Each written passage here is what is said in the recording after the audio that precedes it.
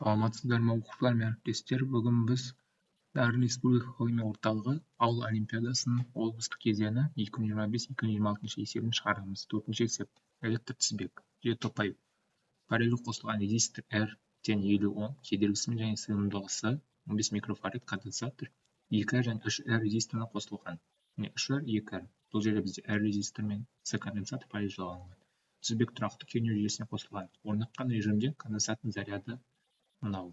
R кедергісі бар резистор арқылы өтетін токтың шамасын және 2R кедергісі бар резистор қандай қуат бөлінеді. Осыларды табуымыз керек.